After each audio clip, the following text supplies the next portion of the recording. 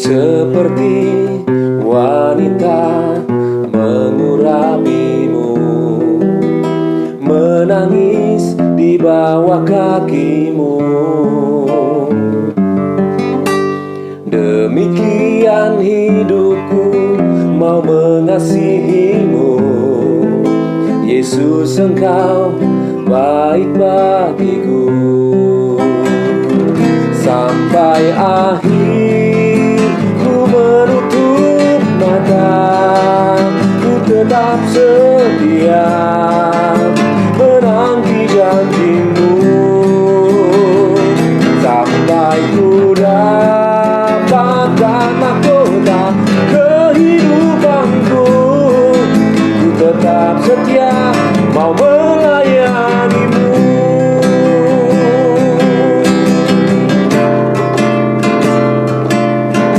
Kami mau setia Tuhan, seperti wanita mengurapimu, menangis di bawah kakimu. Demikian hidupku mau mengasihimu, Yesus, Engkau baik bagiku. Sampai akhir ku menutup mata, ku tetap setia menanti janjimu. Sampai ku dapatkan mahkota kehidupanku, ku tetap setia mau melayanimu. Sampai akhir ku menutup mata, ku tetap setia menanti janjimu. Sampai ku dapatkan mahkota kehidupanku, ku tetap setia mau melayanimu. Ku tetap setia mau melayanimu.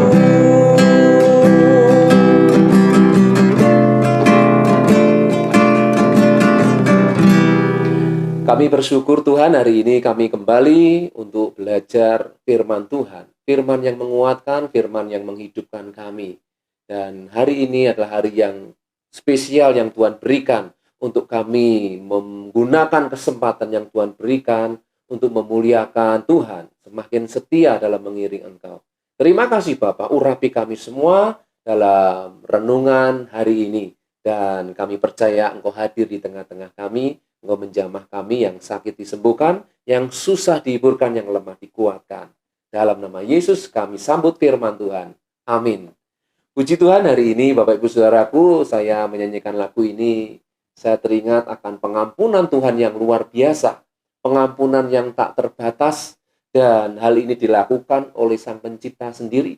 Dia turun tahta, yaitu di surga, turun ke bumi, hanya untuk menebus dosa manusia. Supaya manusia ingat, manusia sadar bahwa hari-hari terakhir menjelang akhir zaman ini, banyak mereka yang lupa akan kasih Tuhan. Mereka melupakan kebaikan Tuhan. Mereka melupakan bukti kasih sayang Tuhan bagi manusia. Sehingga manusia hidup dengan pengertiannya sendiri, dan mereka mulai meraih cita-citanya sendiri tanpa mereka mengingat segala hal yang Tuhan sediakan. Kita tahu bahwa rancangan Tuhan adalah rancangan penuh damai sejahtera, bukan kecelakaan. Oleh sebab itu, kita yang percaya kepada Tuhan sampai hari ini, kita harus semakin melekat dan belajar setia. Apapun yang kita alami, apapun yang kita terima dari Tuhan, mari kita mensyukuri semuanya itu. Dan ingat, Tuhan merancangkan hal-hal yang indah, hal yang besar, yang terbaik bagi kita yang mengasihi Tuhan. Amin, Bapak Saudaraku. Mari kita akan kembali lagi belajar firman Tuhan. Kenapa saya nyanyikan lagu ini dan saya teringat akan seorang wanita yang penuh dengan dosa. Dia merasa dirinya orang yang tidak berguna. Dia merasa dirinya orang yang paling hina. Ya, saya katakan orang yang paling hina. Namun ketika dia berjumpa dengan Yesus, dia mengalami satu perubahan hidup yang luar biasa. Bagaimana dia memberikan seluruh hidupnya untuk memberikan teladan. Sehingga di dalam firman Tuhan ya disaksikan oleh keempat Injil, Matius, Markus, Lukas, dan Yohanes. Tetapi ada 3 Injil yang menyatakan bahwa Yesus ya berkata di dalam Matius pasal 26 ayat 12 sampai 13 mengatakan, sebab dengan mencurahkan minyak itu ke tubuhku, ia membuat suatu persiapan untuk penguburanku. Aku berkata kepadamu, sesungguhnya di mana saja Injil ini diberitakan di seluruh dunia, apa yang dilakukannya ini akan disebut juga untuk mengingat dia, wanita ini, Bapak Saudara, mengurapi Yesus. Ya, rasanya orang kalau mengurapi seorang tokoh yang besar, rasanya canggung ya. Rasanya gimana begitu. Tapi wanita ini langsung datang, dia tersungkur, dia mengurapi dengan air matanya, bahkan menyekanya dengan rambutnya. Bahkan tidak kurang dari itu, dia membawa buli-buli minyak narwastu yang mahal dan dicurahkannya di kaki Yesus. Ya, dan ini peristiwa yang sangat menggetarkan bagi murid-muridnya pada waktu itu. Ya, mereka responnya macam-macam dan terlalu banyak respon yang negatif tentunya kepada Yesus. Tapi kita akan melihat Bapak Saudaraku kisah ini dan memang kita sudah memperingati hari kematian dan kebangkitan Yesus di minggu yang lalu.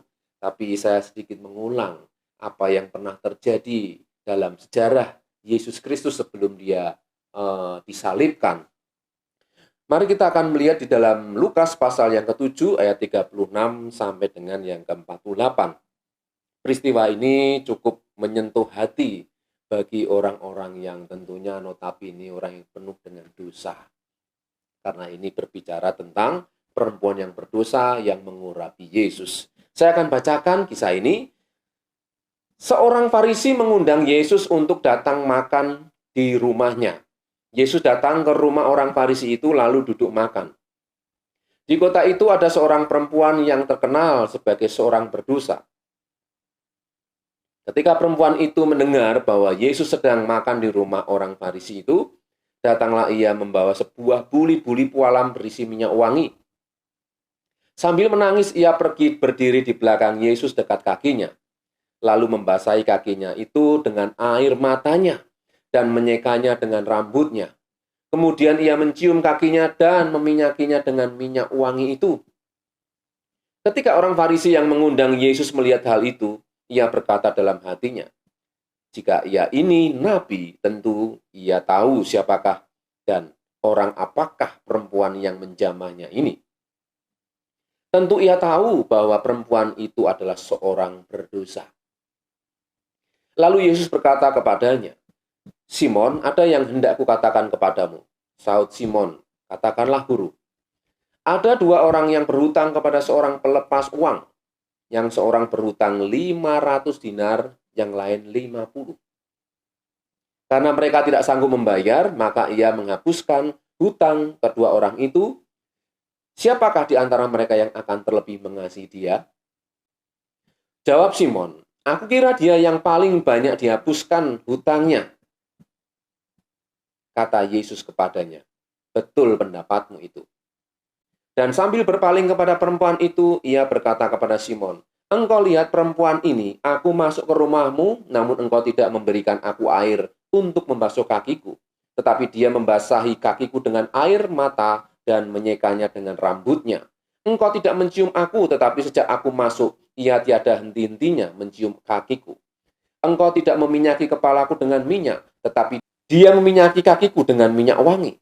Sebab itu aku berkata kepadamu, dosanya yang banyak itu telah diampuni, sebab ia telah banyak berbuat kasih. Tetapi orang yang sedikit diampuni, sedikit juga ia berbuat kasih. Lalu ia berkata kepada perempuan itu, dosamu telah diampuni. Bapak Ibu Saudaraku yang dikasihi oleh Tuhan, peristiwa ini membawa kita semakin menyadari bahwa kita sebagai orang-orang yang berdosa, mungkin kita tidak sama dengan perempuan itu. Namun di mata Tuhan namanya dosa tetap dosa. Ukuran dosa tidak ada yang bisa mengukur besar kecil, Bapak Ibu Saudara. Namun kita sebagai manusia yang dengan penuh kesadaran, kita adalah orang-orang yang penuh dengan dosa. Dari kisah dan peristiwa ini kita bisa belajar bagaimana kita bisa memberikan yang terbaik buat Tuhan. Seperti wanita ini, Bapak Ibu Saudara. Kalau boleh saya gambarkan, ada dua orang yang berhutang 5 miliar, yang satu 5 juta. Ya, kemudian yang memberikan hutang itu berkata, "Oke lah, semuanya aku ampuni, semuanya aku anggap lunas." Tentunya yang paling bahagia adalah orang yang berhutang paling banyak, yaitu 5 miliar, karena dia paling banyak hutangnya dan diampuni. Yang 5 juta pun juga senang karena dia juga diampuni. Dan ini menggambarkan seperti wanita ini, dia merasa dirinya adalah orang yang paling berdosa, tidak layak. Hal inilah yang Tuhan rindukan untuk kita miliki, yaitu bahwa kita ini orang yang tidak berguna, orang yang paling berdosa, orang yang hina di mata Tuhan. Seringkali kita merasa sombong melihat orang-orang yang berdosa, orang-orang yang pernah melakukan kesalahan. Sehingga dalam hati kita menuduh mereka dosanya yang paling banyak. Dan hal ini yang Tuhan tidak suka, Bapak Ibu Saudara. Sehingga ada rasa penghakiman kepada orang-orang lain. Oleh sebab itu dari peristiwa ini sekali lagi, kita diajar oleh Tuhan memiliki hati untuk bahwa kita di mata Tuhan, kita sudah sama-sama diampuni, diberi anugerah pengampunan. Maka kita harus saling menghormati, saling menghargai satu dengan yang lain. Ya, kita sama-sama orang berdosa yang sudah diampuni. Jika saudara tanya kepada saya, dosa saya ini sebesar apa? Saya tidak tahu. Yang saya tahu adalah dosa saya terlalu besar. Jika saudara tanya kepada orang lain pun, orang lain juga tidak tahu dosanya sebesar apa. Jika saudara tanya kepada diri saudara sendiri dan yang tahu saudara sendiri, sebesar apa dosa saudara? Apakah kita ini layak di mata Tuhan? Layak untuk datang kepada Tuhan? Tentunya kita adalah orang-orang yang memang tidak layak. Tapi Tuhan memberikan anugerah supaya kita menerima kelayakan yang dari Tuhan. Banyak orang yang merasa dirinya bisa menebus dosanya dengan berbuat baik, dengan kepandaian, kekayaan, dan dengan segala hal cara. Manusia ingin menghilangkan dosa atau merasa dirinya dosanya bisa diampuni dengan usahanya sendiri. Di dunia ini tidak ada yang bisa, Bapak Ibu Saudara. Ya, dengan ibadahnya, dengan cara apapun, saya mau katakan. Tidak ada orang yang bisa mengampuni atau menghilangkan dosanya. Kecuali pribadi Tuhan sendiri. Sehingga saya sekali lagi menegaskan dan mengingatkan bahwa hanya Tuhan yang bisa menebus dosa manusia. Yaitu Yesus Kristus. Ya. Saya teringat ketika Daud dia merasa berdosa, ketika dia jatuh dalam dosa perzinahan dengan Batseba. Sehingga di dalam Mazmur pasal 32 ayat 1 sampai dengan yang kedua mengatakan dari Daud, nyanyian pengajaran. Berbagailah orang yang diampuni pelanggarannya, yang dosanya ditutupi. Berbagailah manusia yang kesalahannya tidak diperhitungkan Tuhan dan yang tidak berjiwa penipu. Daud menyampaikan hal ini karena dia menyadari betul bahwa sebagai manusia, dia merasa berdosa di hadapan Tuhan. Ini Yesus belum ada, tapi Daud merasa bahwa dirinya itu tidak layak. Tapi ketika Tuhan memberikan satu pengajaran, ketika dia mau merendahkan hati, merendahkan diri di hadapan Tuhan, dia juga yakin bahwa Tuhan masih memberikan kesempatan. Maka Daud menyampaikan ayat ini. Berbagailah orang yang diampuni pelanggarannya, yang dosanya ditutupi. Berbagailah manusia yang kesalahannya tidak diperhitungkan Tuhan dan yang tidak berjiwa penipu. Di sini Tuhan juga ingin melihat hati kita sejauh mana ketika kita diampuni, sejauh mana kita mau setia untuk hidup berkenan dan tetap benar di mata Tuhan. Oleh sebab itu, Bapak Saudaraku, di dalam Roma pasal yang ke-4 ayat ke-7 kembali mengingatkan, ya ditulis oleh Paulus, berbagailah orang yang diampuni pelanggaran-pelanggarannya dan yang ditutupi dosa-dosanya. Adalah berbagailah manusia yang kesalahannya tidak diperhitungkan Tuhan kepadanya. Bapak Ibu Saudaraku, Tuhan berkuasa untuk mengampuni. Tuhan berkuasa untuk menyatakan pengampunan kepada kita orang-orang yang berdosa. Sehingga ketika kita memiliki Yesus, percaya kepada Yesus, dan Yesus masih memberikan kita kesempatan untuk menerima anugerah pengampunan dari Tuhan, mari kita gunakan kesempatan ini sebaik-baiknya. Ya, supaya hidup kita ini semakin berkenan, bagaimana kita belajar tetap setia. Seperti wanita yang diampuni oleh Tuhan. Dia memberikan yang terbaik seumur hidupnya. Bahkan menjadi satu momen untuk mengingat bahwa mengurapi Yesus adalah peristiwa yang akan dikenang untuk mengingat dia juga. Ini bagian yang terindah yang diambil oleh wanita pendosa. Wanita yang penuh dengan dosa ini. Mari kita sebagai orang-orang percaya yang mengakui Yesus sebagai Tuhan yang telah menebus dosa kita, mari kita hidup benar di mata Tuhan. Kita berjuang memberikan yang terbaik. Mungkin kita merasa tidak seperti wanita ini, namun dosa kita tetap dosa. Dan tidak ada yang bisa mengampuni kecuali Tuhan sendiri. Mari kita mensyukuri anugerah Tuhan sampai hari ini. Dan saya ingin menguatkan dengan satu ayat Roma pasal 5 ayat 17-19. Di sini Tuhan memberikan pengertian tentang pengampunan dosa.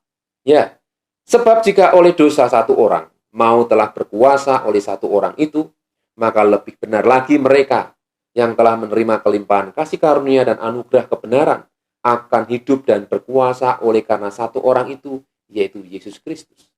Jadi oleh karena pelanggaran Adam dan Hawa, manusia semua sampai hari ini kena getahnya, kena imbasnya, ya akibat dosa maut. Seharusnya kita adalah orang-orang yang dihukum, orang-orang yang menerima hukuman. Tetapi oleh karena Yesus turun ke dunia, Tuhan sendiri turun ke dunia, turut campur urusan manusia. Ya, sehingga dia memulihkan segalanya.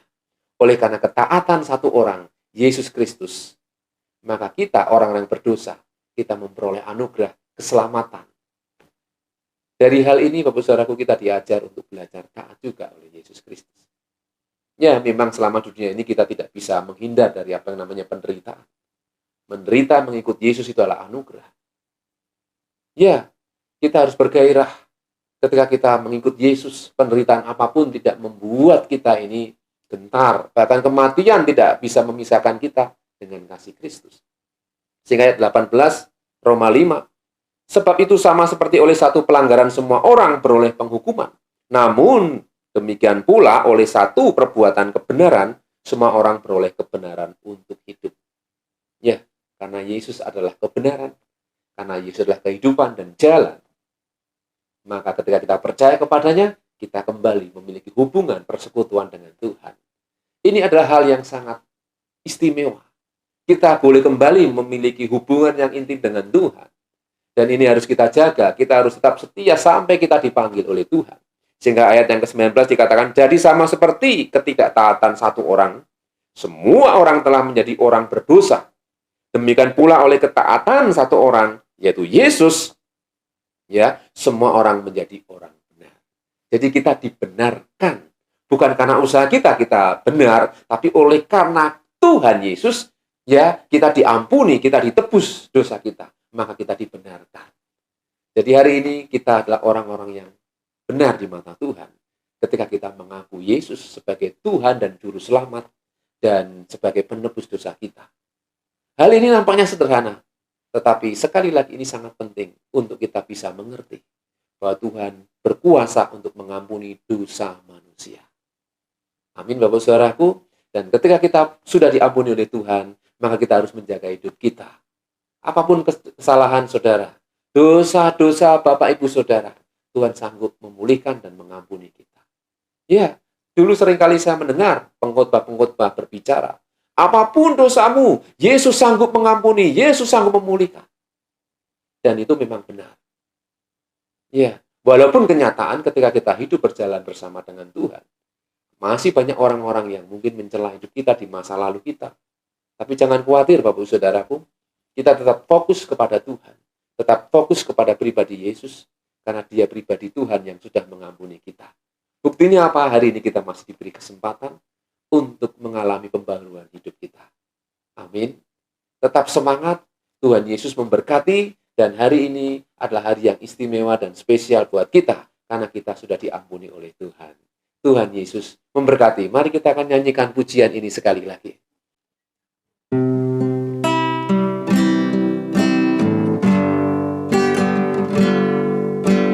Seperti wanita mengurapimu, menangis di bawah kakimu. Demikian hidupku mau mengasihimu. Yesus, engkau baik bagiku. Sampai akhir ku menutup mata, ku tetap setia menanti janjimu. Sampai ku dapatkan mahkota kehidupanku, ku tetap setia mau melayanimu.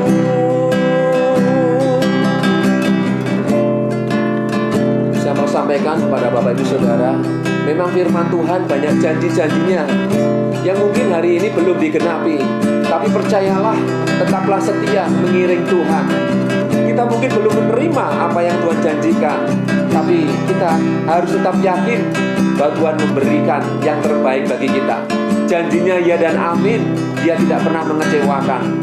Oleh sebab itu Tuhan juga menantang kita untuk kita tidak menjadi orang-orang yang menipu. Seorang penipu, kata Daud. Mari kita hidup tulus di hadapan Tuhan, hidup dengan jujur di hadapan Tuhan, maka Tuhan akan memberikan kita pertolongan. Sampai akhir ku menutup mata, ku tetap setia menanti janjimu. Sampai ku dapatkan mahkota kehidupanku, ku tetap setia mau melayanimu. Ku tetap setia mau melayanimu. Ku tetap setia mau melayanimu.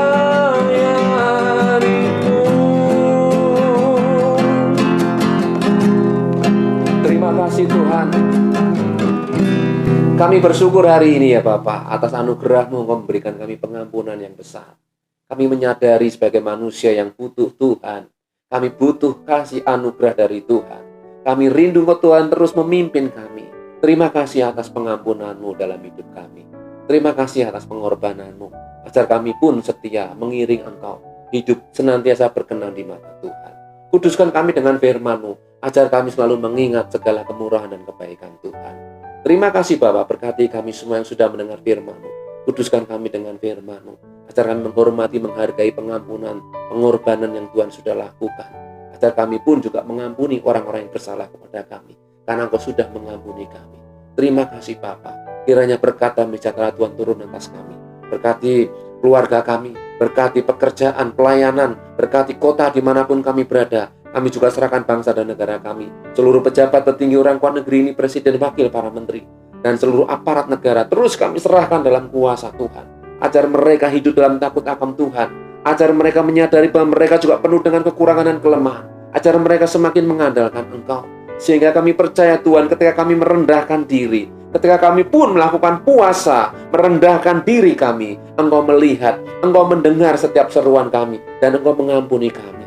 Pulihkanlah bangsa kami semua umat-Mu Tuhan. Terima kasih Bapa, terima kasih. Kami serahkan doa kami, hidup kami sepanjang hari ini tetap dalam pimpinan dan penyertaan Tuhan. Dijauhkanlah kami dari segala yang jahat, dilepaskan kami dari setiap pencobaan, sakit, penyakit, kecelakaan, musibah, bencana, niat jahat, kuasa gelap, orang fasik. Kami tolak di dalam nama Tuhan Yesus. Tutup kami dengan kuasa darah-Mu yang kudus. Kiranya berkat dan sejahtera Tuhan melimpah hari ini sampai selama-lamanya, dan kita yang percaya katakan bersama, amin. Tuhan Yesus memberkati.